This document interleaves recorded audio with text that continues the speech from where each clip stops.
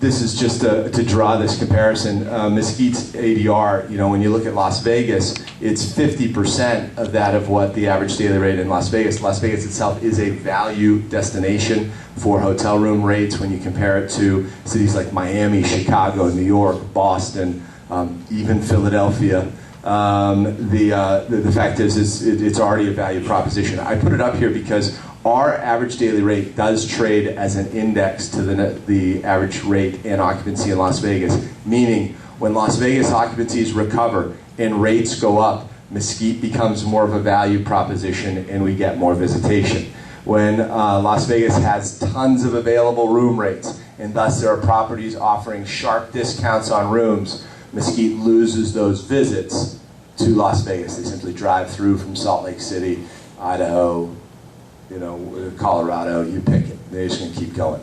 One of those things that's a sign of recovery, even St. George trades at a 25 to 30% premium to rooms in Mesquite. One of those reasons is clearly people presume that gaming cities should have lower hotel rates. That, of course, you have low hotel rates to attract gambling. So let's look at that a little bit on just how people spend. The average market gaming revenue per occupied room in 2012 was $250.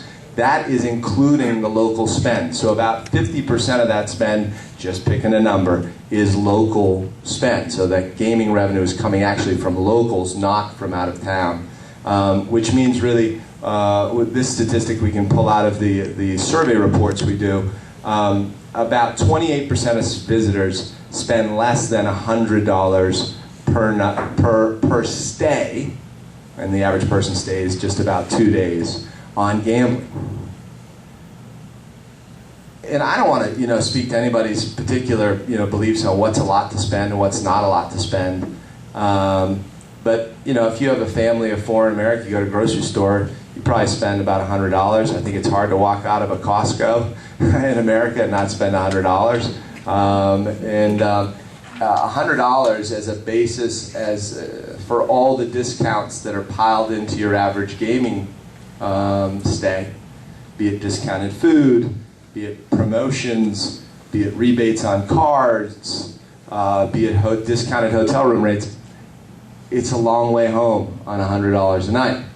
So really the law of 80-20 exists in gambling, where really your top 20% of gamers provide 80% of the revenue. So, I say that only because I think it's also important to understand kind of a little bit on what we're thinking through as we plan our business and as we operate our business. Is offering the discounts to the masses and then attempting to monetize it on gaming on the if-come is a struggling business model when people continue to gamble less. So that's why you don't see the 99-cent shrimp cocktail at the Golden Gate the way you once did. There's actually a real actual reason for it.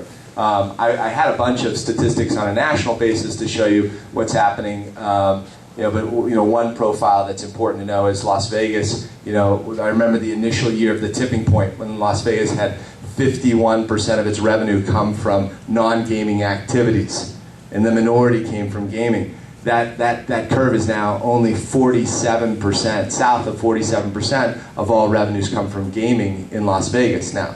So the majority of them come from room, food, beverage, retail, entertainment, and other. And so there's really an evolution. And anyone who's ordered a glass of Chardonnay or a Jack Daniels at a bar in the Las Vegas Strip, has anybody ever ordered a cocktail in Las Vegas in this room? There are two people who nodded at me. It's an interesting. I know you have. God bless you for being here. Thank you. You didn't stop at one either.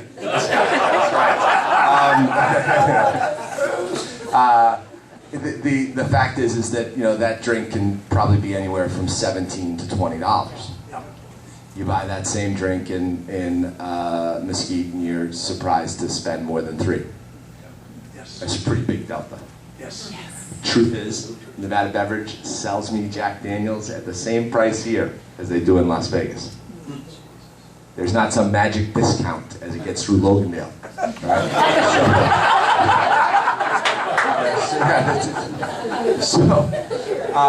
So just looking forward a little bit on visitation. One of the ways we see new visitors is through golf vacations, pretty central part. Speaking of water, go water. Was I the only one that thought it was funny that he made fun of Sniff, and then the group accountable for bringing more water to Southern Nevada is called DRY. I thought it was good. I don't know if it was meant to be funny, but it was good. I'll come up with a W, what we need wet as the... So, I think Tom didn't like that joke. He was looking at me. Yeah, it says... So you know, according to the LVCVA statistics, Barb, film this, tight shot. 5% of all visitors to Mesquite play golf, which shows you why statistics and research can be flawed. This number is profoundly more, particularly first-time visitors come to Mesquite to play golf. So when we're looking at people coming to Mesquite and discovering the destination from Minnesota, Idaho, Wyoming, Portland, Calgary, and Philadelphia, they're coming here to play golf originally. So it's a pretty central part of discovery. Why do I point to this? I point to it because I think this is an important kind of 5 to 10 year. Look, competing for golf tourism, competing for tourism, I'm going to stick one subject and move out and on, and I'm done.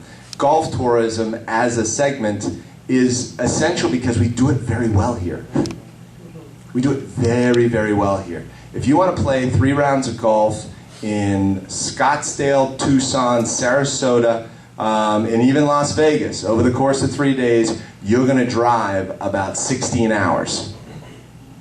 It's going to be an hour and 20 minutes to the golf course, an hour and 20 back. The next day it might be an hour and 30. Next day is 45.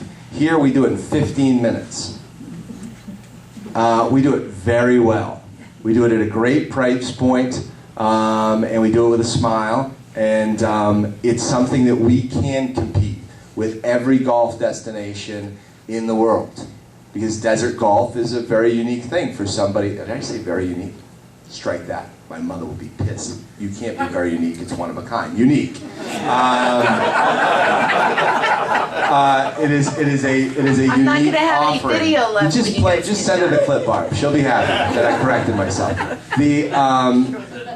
And so one of the ways I believe we should have a dialogue on is that we should be having a dialogue of the process of getting a first-time visitor to a long-term resident. Should recognize that we're a resort town. I grew up in Cape Cod.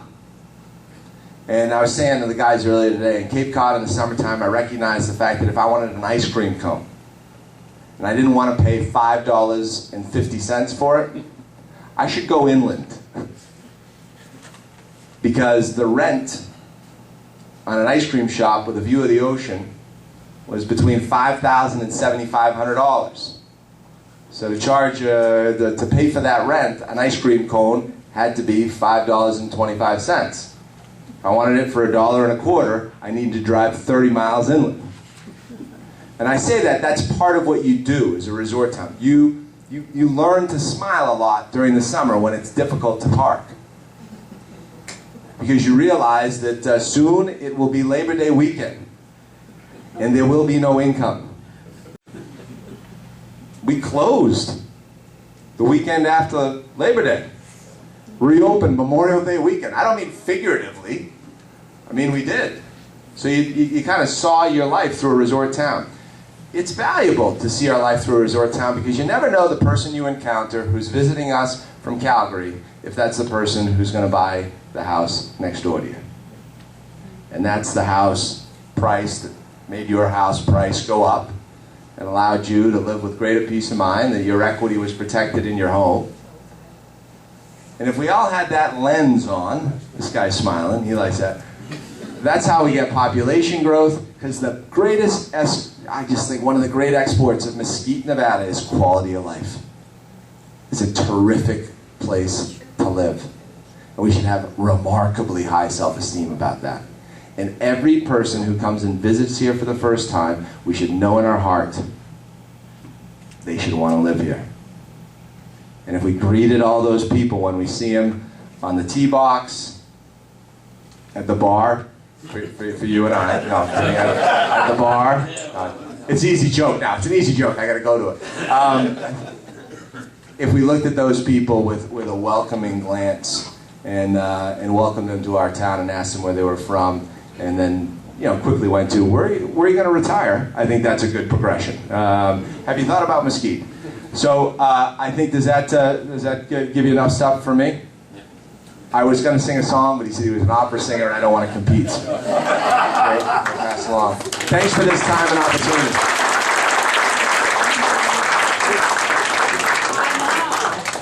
I just want you all to know that Andre and I play every Tuesday night at the Riviera. We're the only two there, so show up. It's a great show. We're called the Two Bald Guys. It's just an amazing performance. I apologize. I have to leave. I have to head to Riverside. This is a great event. Thank you so much. Drive safe, John.